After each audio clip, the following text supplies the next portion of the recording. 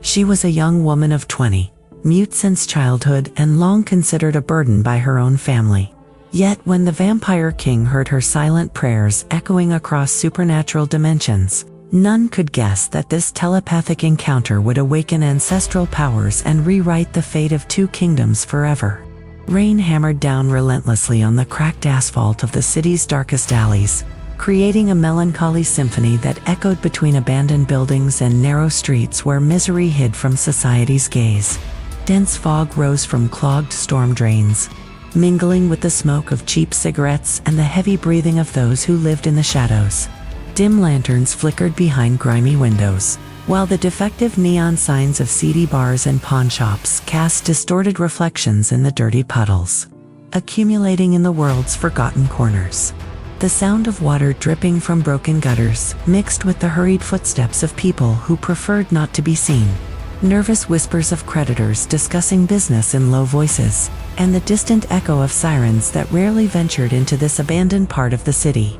The acrid smell of mold permeated every damp wall, laced with the metallic scent of human desperation, the sour sweat of constant fear, and the yellowed paper of debt contracts piling up like dead leaves in loan sharks' offices.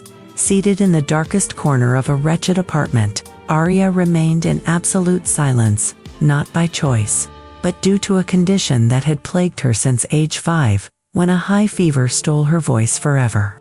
Her clothes, once pretty, were now a carefully patched quilt, mended by her own delicate hands, which contrasted sharply with the harshness of her surroundings. Her brown eyes were extraordinarily expressive, capable of communicating entire emotions with a single glance, yet at that moment reflected only a complex mixture of silent fear and painful resignation that should never exist in someone so young. She had learned to communicate through eloquent gestures and facial expressions that spoke louder than 1,000 words. But in that dysfunctional home, her silent language was constantly ignored or misinterpreted. Isolation had become her truest companion, and in recent weeks, as her father's debts grew exponentially, she had become increasingly aware that she was being viewed not as a daughter, but as a potential asset in a desperate negotiation. The inner strength that pulsed within her was something even she didn't fully understand. In her loneliest moments, when despair threatened to consume her, Arya discovered she could project her thoughts and prayers in a form that transcended the need for spoken words. It was as if her soul screamed on frequencies the physical world couldn't capture. But something, somewhere, was listening.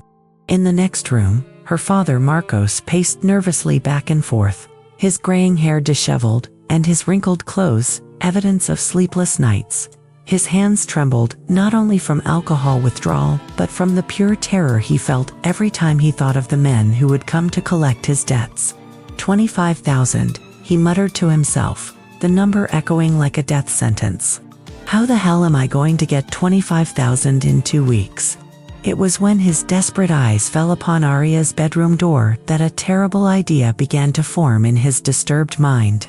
She's beautiful, he thought, guilt and desperation warring in his conscience. Young, pure, exotic with those eyes. There are people who pay well for that.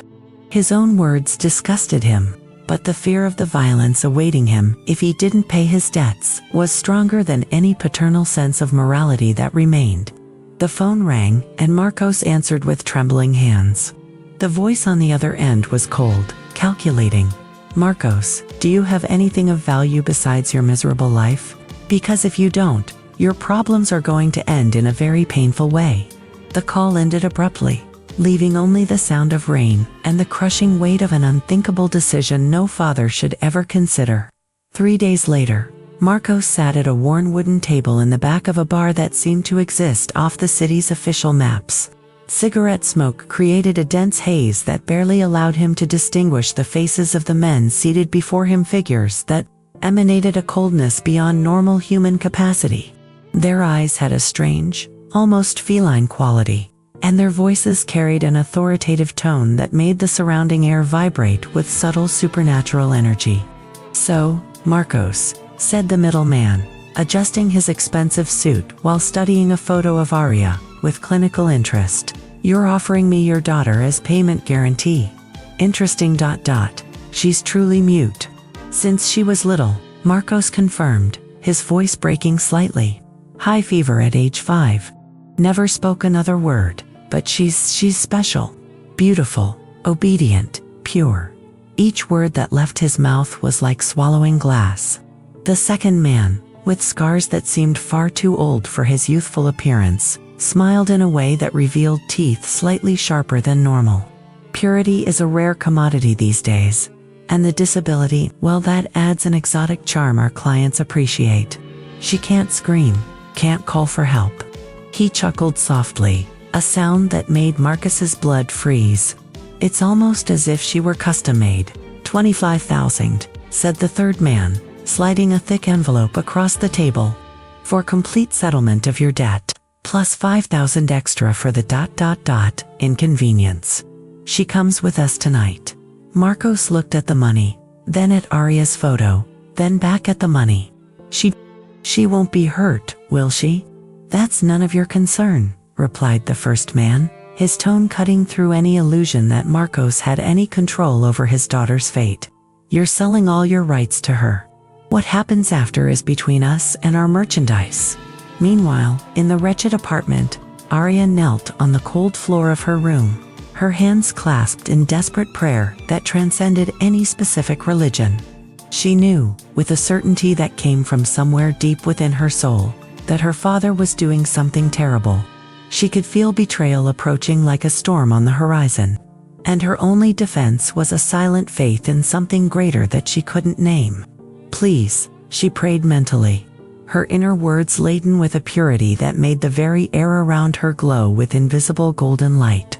If there's anyone listening, if there's any power in the universe that cares about the forgotten, help me. Don't let me become just another lost soul in this cruel world. Her mental prayers were unlike anything a normal human mind could produce.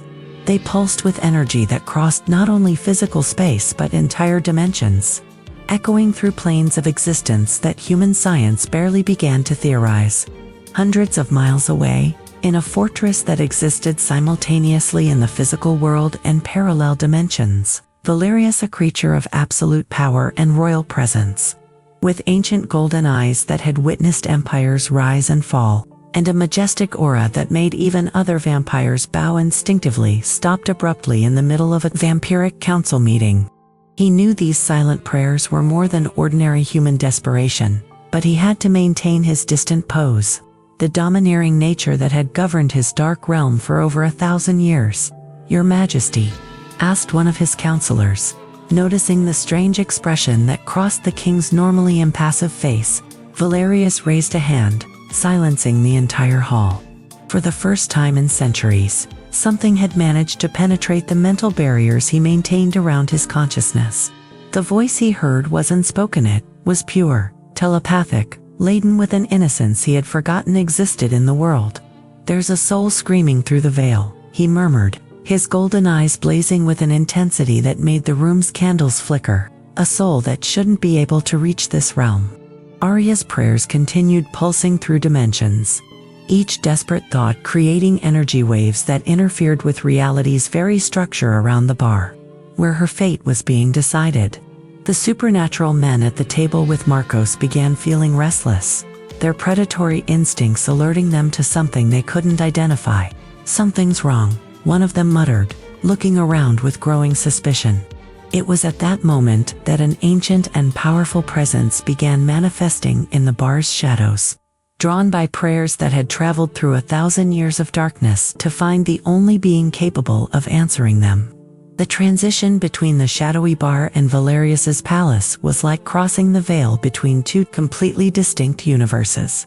One moment Arya was being dragged by traffickers through wet alleys, the next she found herself in a hall of black marble that stretched higher than Gothic cathedrals. Pillars carved with ancient runes supported a ceiling that seemed to touch the stars themselves, while blood crystal chandeliers hung like captured constellations, casting dancing shadows that had lives of their own. The contrast with the claustrophobic apartment where she'd spent recent years was so brutal that Arya felt her legs weaken. The floor was a mosaic masterpiece telling stories of lost empires, and the air carried the scent of black roses mixed with something indefinably ancient as if time itself had crystallized in those corridors. Purple silk tapestries adorned walls that had witnessed 1,000 years of vampiric history, and in every corner were treasures that mortal kings would kill to possess. "Welcome to the Eternal Palace," said a melodious female voice. Arya turned to find a woman of supernatural beauty, Lady Evangeline, the king's personal lady-in-waiting, with platinum hair that shone like liquid silver and violet eyes that seemed to contain entire galaxies. "I'm responsible for teaching our court's rules. And believe me, little one, there are many rules." Valerius remained in an elevated position, observing Arya's arrival with an expression mixing ancestral curiosity and royal caution. "This is how it works here," his voice echoed directly in her mind, making her shudder with the intensity of telepathic communication. "If you want to survive in my court, you must learn that physical silence doesn't mean mental invisibility. Every thought you project echoes through this palace's corridors like cathedral bells." The first days were a whirlwind of brutal adaptation.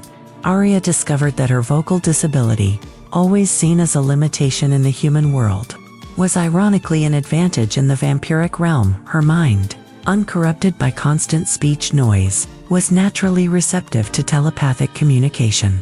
But this newly discovered ability came with a terrible price. She couldn't control when her thoughts projected, and each intense emotion created mental waves that disturbed the entire court. Lady Evangeline instructed her with vampiric patience about the court's rigid protocols, how to bow before royalty without showing excessive submission, how to walk through corridors without making noise, how to serve blood in crystal goblets without spilling a single drop.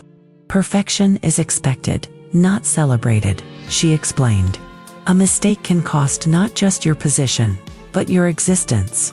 But it was Valerius's constant presence that most disturbed and fascinated Arya.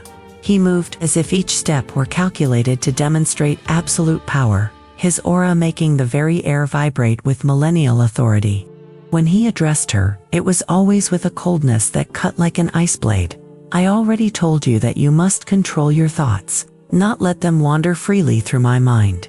During a particularly difficult lesson about vampiric etiquette, Arya had spilled blood on an ancestral crystal cup, and Valerius's telepathic rebuke was so intense that she fell to her knees, tears streaming down her face.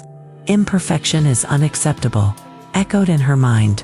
This palace has already witnessed enough human frailty, but something within Arya refused to break. She wouldn't give up, she thought, in the most difficult moments, when vampiric court pressure threatened to crush her. Not after finding someone who could finally hear her. Each harsh correction only strengthened her determination to prove she deserved to be there, that her presence wasn't accidental. What Arya didn't realize was that Valerius constantly observed her through their telepathic connection, monitoring every thought, every emotion, every moment of despair and triumph. There was something in her mind's purity that intrigued him, a quality he hadn't encountered in centuries. When she stumbled during courtly dance lessons, he unconsciously stabilized her with his mental energy. When other court vampires made cruel comments about her human condition, he silenced them with a look promising eternal consequences. Lady Evangeline noticed everything, observing with growing interest how the apparently indifferent king demonstrated small protective gestures he himself seemed unaware of. "Interesting," she murmured to herself. "Very interesting indeed." Arya's determination grew proportionally to her adaptation. Each mastered protocol, each successful telepathic communication, each moment where she maintained composure before the vampire king's intensity was a silent victory she carried like armor against the doubts haunting her in the darkest pre-dawn hours. The crisis came in the 4th week, during a royal ceremony where all vampiric court members gathered in the Great Hall. Arya was positioned among the ladies-in-waiting, trying to maintain required composure, when an avalanche of mental voices from dozens of ancient vampires began bombarding her still not fully trained mind. It was like being at the center of a telepathic storm. Every thought, every ancient memory, every fragment of mental conversation struck her consciousness with the force of a hammer against glass. She pressed her hands against her temples, her body beginning to tremble uncontrollably, while her mind struggled to process the supernatural cacophony. Blood began trickling from her nose, and stabbing pain shot through her skull as if someone were literally tearing her consciousness in half.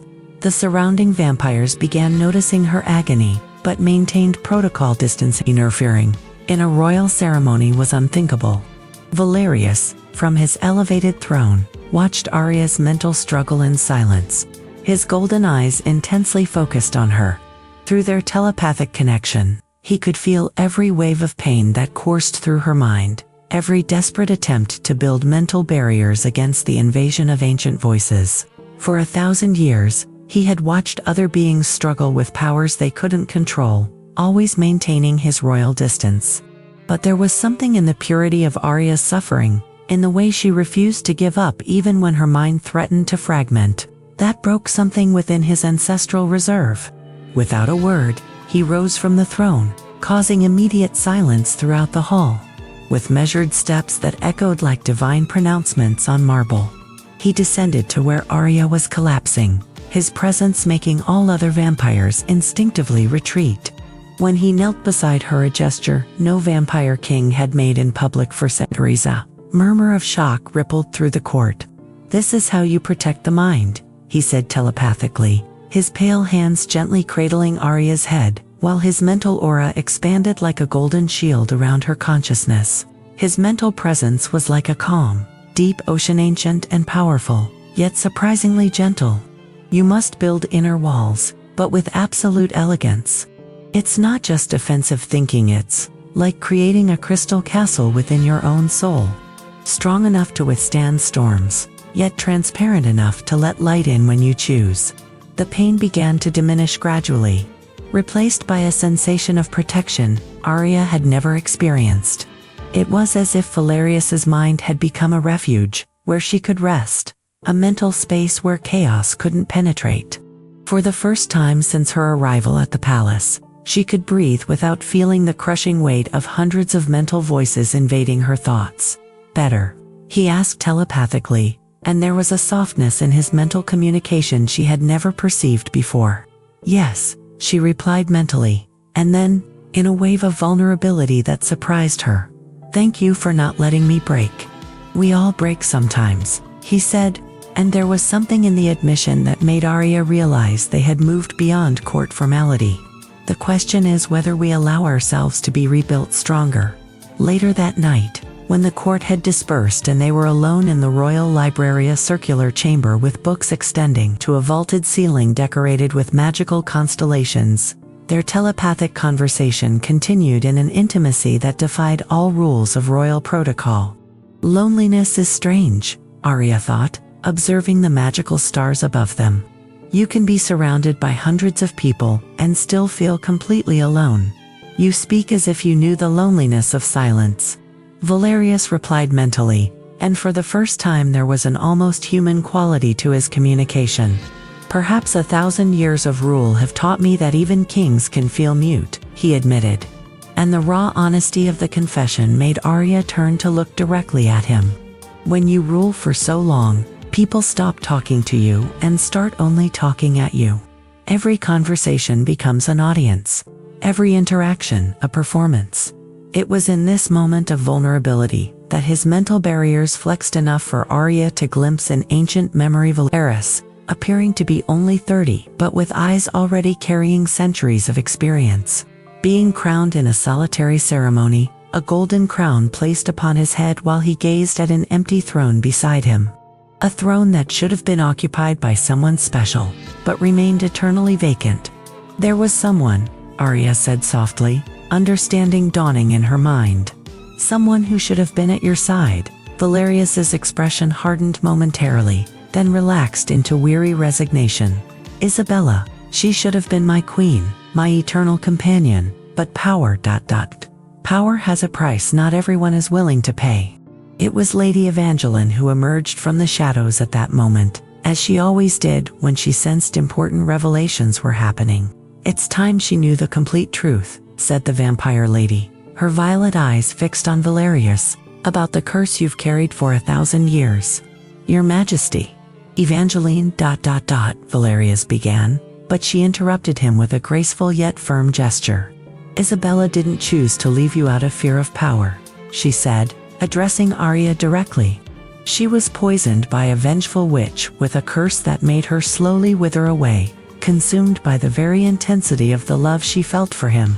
She died in his arms, whispering that she would love him through eternity. The curse transferred to Valeris. Anyone he truly loves will be consumed by the intensity of his feelings, unless they're strong enough to match his power." The silence that followed was heavy with understanding. Arya finally understood why Valerius maintained distance, why every approach was followed by coldness, why he fought against any genuine connection. It wasn't royal arrogance, it was self-preservation, and, in a twisted way, protection for everyone around him. 2 weeks after the revelation about Isabella, Arya learned through Lady Evangeline that Valerius's 1000th coronation anniversary was approaching, a date he always spent in complete isolation, locked in his private chambers, reliving memories of a time when he believed he wouldn't rule alone forever. The information awakened something within her, an impulse of care that transcended any court protocol. For 3 days, Arya worked secretly with the palace's loyal servants, using her telepathic communication in a more subtle and sophisticated way than she had ever attempted before. Instead of projecting her thoughts as uncontrolled bursts, she learned to whisper mentally, creating a silent communication network that allowed her to coordinate a surprise that defied all vampiric royal tradition. On the anniversary night, when Valerius emerged from his chambers expecting to find empty corridors as always, he encountered an extraordinary transformation. The Great Hall had been reorganized in an intimate conflagration, with just a few tables arranged around a central space where human musicians protected by special amulets. Arya had discovered in the royal library played melodies she had specifically chosen because they were from Isabella's era. "How did you—" he began telepathically, but the words died when he noticed the delicacy with which every detail had been planned. The candles weren't the usual vampiric wax ones, but candles made of honey that created golden, warm light. The flowers weren't the traditional black roses of the palace, but white lilies that somehow she had managed to make bloom out of season. Even the scent in the air was different, not the usual supernatural incense, but the subtle perfume of jasmine that Isabella had loved. Arya stood in the center of the hall, wearing a purple dress Lady Evangeline had lent her, her eyes shining with a mixture of nervousness and hope. "I thought maybe you were tired of always mourning alone," she said telepathically, her mental communication more controlled and elegant than he had ever experienced. "Sometimes memories are less heavy when shared." For the first time in 1,000 years, Valerius felt genuinely touched by a human gesture. The purity of Arya's intention, the fact that she had spent weeks planning something destined purely to bring him a moment of peace, touched something deep within him that had remained buried under centuries of royal responsibility. "You shouldn't have done this," he said. But his mental voice carried no reproach. There was something close to reverence. Spending so much energy, coordinating so many people. "For me? It wasn't for you," Arya lied softly, echoing words she had heard from another powerful vampire in another life. "It was for her memory. Every true love deserves to be celebrated, not just mourned." During the hours that followed, they shared an intimacy that transcended any court protocol. Valerius told stories of his kingdom's first centuries, before loneliness had hardened his heart. Arya shared memories of her childhood, before the loss of her voice had created a barrier between her and the rest of the world. It was as if two souls who had learned to live in isolation had finally found someone who understood the language of solitude.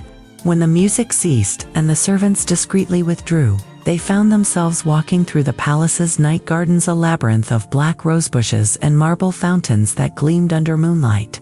Physical proximity was new to both. For weeks, their communication had been purely telepathic, maintaining the protocol distance the court required. "May I?" Valerius asked telepathically, extending his pale hand. When Arya placed her hand in his, the physical connection exponentially amplified their telepathic bond. It was no longer just communication, it was a partial fusion of consciousnesses, where one's thoughts became tangible to the other. Arya could feel the vastness of Valerius's existence, 1,000 years of memories and experiences flowing through her mind like an infinite library. Valerius, in turn, experienced the concentrated purity of Arya's soul. 2 decades of life lived in silence, but filled with an emotional intensity that rivaled his centuries of existence. "This is dangerous," he murmured, but didn't release her hand. His mental voice was laden with a tension Arya had never heard before. "I know," she replied, but moved closer, until she could feel his cold energy mixing with the warmth radiating from within her. "But perhaps some dangers are worth it." The tension between them was charged with telepathic electricity. Each breath created waves of mental energy, each heartbeat synchronized with the others in a dance that defied both vampiric and human nature. Arya could feel Valerius's internal struggle, the desire to draw closer, fighting against 1,000 years of self-preservation. "Don't get your hopes up, you know," he finally said, his mental communication laden with heartbreaking despair. "I'm still the same solitary sovereign I've always been. Everyone I allow to get close ends up being consumed by the intensity of what I am."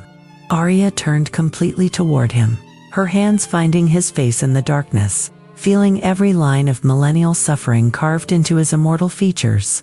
"I know," she said telepathically, her fingers tracing his jawline with a tenderness that made Valerius close his eyes. "But sometimes even the highest thrones need someone who understands the weight of the crown.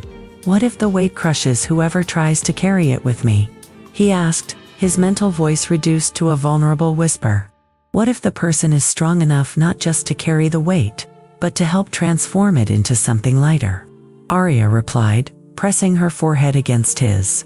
"What if the curse is broken not by magic, but by someone who chooses to stay instead of fleeing?" For the first time in 1,000 years, Valerius allowed someone to see his complete vulnerability through his open mind. And for the first time in her life, Arya discovered she had been born not to be saved, but to be the force that would balance the power of a king who had forgotten what it meant to share a kingdom. The moon was at its highest point when Valerius led Arya to the most sacred place in his entire realm, the ancestral throne chamber, a secret room located in the palace's heart that very few beings had contemplated over 1,000 years. Unlike the public throne where he received court, this was a space of pure power, where telepathic crystals grew from the very walls like veins of pulsating light, and soul mirrors and ancient artifacts, capable of reflecting any being's true nature, created an infinite kaleidoscope of overlapping realities. The environment was charged with a mental aurora that danced in the air like visible electricity, bands of golden and silver energy intertwining in a symphony of power that made reality itself vibrate. This was a place where lies simply couldn't exist, where every thought became tangible, where confessions automatically transformed into cosmic oaths echoing through dimensions. Privacy was absolute. No being, mortal or immortal, could spy on what happened within those walls protected by millennial magic. "Why did you bring me here?" Arya asked telepathically, her mental voice echoing differently in the sacred space, amplified by the crystals until it became celestial harmony. Valerius remained silent for long moments, walking slowly around the soul mirrors that reflected not only his physical appearance, but layers of his existence that extended through centuries. When he finally stopped before the ancestral throne, a monumental piece carved from a single black crystal that pulsed with its own life, his golden eyes reflected the supernatural light in a way that made them seem like portals to eternity. "Because I need you to completely understand what I am," he finally said, his mental communication carrying the weight of 1,000 years of solitude. "And because I'm tired of carrying secrets that have been consuming me for centuries." The telepathic crystals around them began pulsing more intensely, responding to the emotional intensity emanating from both. Arya approached slowly, feeling the ancestral energy of the place, amplifying her own telepathic capacity to a point where she could literally see Valerius's thoughts materializing in the air, like golden holograms. "The curse I carry isn't just about loving and losing," Valerius began, his mind opening completely for the first time in centuries. "It's about the fact that my royal power, when combined with genuine emotions, becomes a destructive force. Isabella wasn't poisoned by a vengeful witchy. was consumed by the very intensity of my love, which amplifies through ancestral magic until it becomes literally toxic to any being that doesn't possess equivalent power. Arya could see the memory unfolding in the soul, mirrors Isabella, a vampire of ethereal beauty, withering in Valerius's arms, while his love, amplified by royal power, literally burned her essence from within like supernatural fire. Power became armor, he continued, his mental voice gaining a hypnotic quality that made the crystals themselves sing in harmony. Majesty became defense. Every emotional wall I built, every distance I maintained, every moment of coldness, all of it was to protect others from my own capacity to feel. A vampire king in love is a weapon of mass destruction. Arya could feel the pain emanating from him like waves of heat, but she could also sense something more, a golden light pulsing within her, growing stronger with every word he spoke, as if her soul were responding to an ancestral call. But now you appear with this telepathic purity that cuts through all my defenses, he said, his mental voice breaking slightly with raw vulnerability. And you begin awakening feelings I buried under 1,000 years of royal responsibility. You make me want to believe that perhaps, this time, love doesn't have to be a death sentence. The silence that followed was filled only by the harmonic singing of the telepathic crystals. Arya moved even closer, until she could feel his cold energy mixing with the warmth radiating from within her, creating a storm of power that made the soul mirrors shine like stars. I don't know how to share a kingdom anymore, Arya, Valerius confessed, his mental communication reduced to a desperate whisper that echoed through all dimensions connected to that chamber. 1,000 years of solitary rule made me forget how to share power, how to give away half a crown without breaking it. Arya raised her hands, telepathically, not physically, but projecting her intention through their mental connection, touching the essence of his soul. Nobody knows, she said telepathically, her mental voice now carrying echoes of power she didn't even know she possessed. Eternity rules together. And maybe the curse was never about loving someone too weak, maybe it was about waiting for someone strong enough to match your power. When their essences finally connected, completely, not just a physical kiss, but a total fusion of telepathic consciousnesses, it was as if two entire universes exploded into a new form of existence. The connection wasn't smooth or hesitant. It was a declaration of war against 1,000 years of curse. A fusion of opposing powers that created something completely new. Arya could feel Valerius's ancestral power intertwining with her own pure telepathic force. Not one energy consuming the other, but creating a perfect balance between majesty and compassion, eternity and renewal. The telepathic crystals around them exploded in blinding light, and the soul mirrors reflected no longer two separate beings, but a single dual entity, two hearts, two minds, but one unified power that rewrote the very laws of vampiric magic. It was as if the ancestral chamber recognized that it had finally witnessed the union that was always destined to happen to souls that had been separated for millennia and finally reunited. Forever, Valerius promised telepathically, and for the first time in 1,000 years, the word sounded like a blessing instead of a curse. Forever, Arya agreed, knowing she had found not just her place in the world, but her reason to exist, through shared eternity. 25 years passed and the existence of Arya and Valerius changed forever. Between the power of the crown and the magic of telepathic connections, they built a kingdom that grew with each royal decree, transforming not only their own lives but revolutionizing the entire structure of the known vampiric world. Arya's coronation ceremony as Queen of the Eternal Kingdom was an event that redefined 1,000 years of vampiric tradition. Held in the same ancestral circle where they had declared themselves, but now expanded to accommodate representatives from all supernatural courts of the world. The ceremony was conducted entirely through telepathic communication, a mental symphony, where hundreds of ancient voices sang in harmony, without uttering a single word.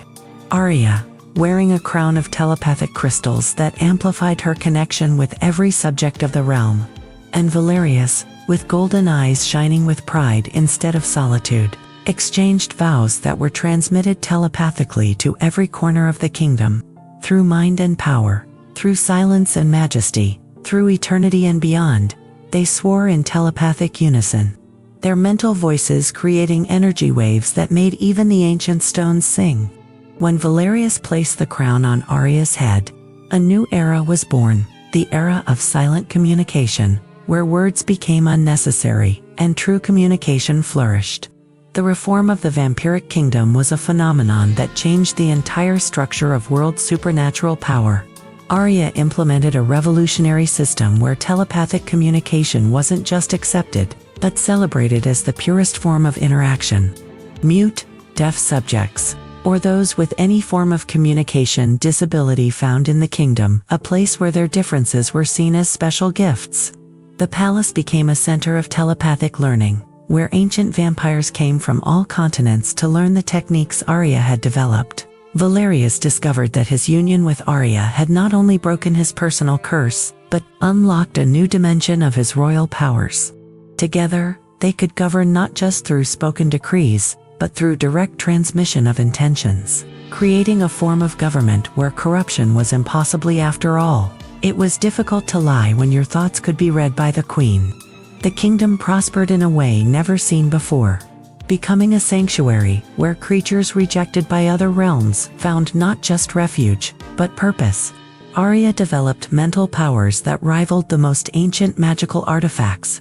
She could heal psychological traumas with her telepathic touch, restore lost memories, and even teach mental communication to those who had lost the ability to speak through trauma or birth.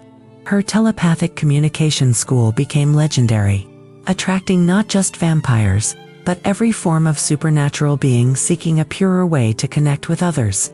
But the sweetest poetic justice came when they returned to the human world where the story had begun. Marcos, the father who had sold Arya, had become a broken man, consumed by guilt and addiction, living on the streets of the same city where he had delivered his daughter to traffickers. When Arya appeared before him now, radiant with royal power, accompanied by Valerius whose presence made the very air vibrate with ancestral authority, he could barely recognize the defective daughter he had discarded. "You taught me that true poverty isn't having no voice," Arya said, her words being transmitted telepathically directly to his mind. True poverty is not having enough love to accept those who are different. She didn't punish him with violence or revenge. Instead, she used her powers to show him visions of how both their lives could have been if he had chosen love instead of fear, acceptance instead of rejection. But Arya went beyond. She created a royal fund to rescue other people who had been sold by desperate families, transforming her own painful experience into a force for good. The cycle of exploitation was completely broken when Arya and Valerius established a supernatural protection network that extended through dimensions. Anyone being forced into situations like the one she had faced automatically received telepathic protection. Their desperate prayers were heard and answered by a legion of loyal vampires who had sworn to protect the vulnerable. The supernatural traffickers who had tried to buy her discovered that messing with subjects of the telepathic queen was a death sentence. Valerius, with all his millennial majesty, personally took charge of dismantling their operations, not through gratuitous violence, but through a form of justice that was as elegant as it was final. They lost their capacity for communication, condemned to live in the silence they had tried to exploit in others. Lady Evangeline, now supreme counselor of the kingdom, observed everything with maternal satisfaction. In 1,000 years serving this court, she frequently commented, "I've never seen power sing as much as it sings now." The palace, once echoing only with cold orders and royal solitude, now resonated with a harmonious cacophony of telepathic conversations, mental laughter from vampire children learning their first telepathic contacts, songs of gratitude from beings who had found their true family, royal decrees transmitted not as commands, but as invitations to cooperation. The night gardens where they had walked in their first romantic approach grew into a labyrinth of telepathic communication, where couples of all supernatural species came to learn to connect through the mind. Each black rose represented a conversation that had transcended the need for words. Each fountain sang with the harmony of minds that had found their perfect frequency. In that palace that once echoed only silent orders and royal solitude, now resonated telepathic conversations of love and decrees of hope. The love that seemed impossible to bloom between silence and power flourished and grew, showing that even the loneliest kingdoms can transform into homes. As long as one has the courage to listen to the prayers of the heart and discover that sometimes being different is just the first step to creating a world where difference is celebrated as the purest form of beauty.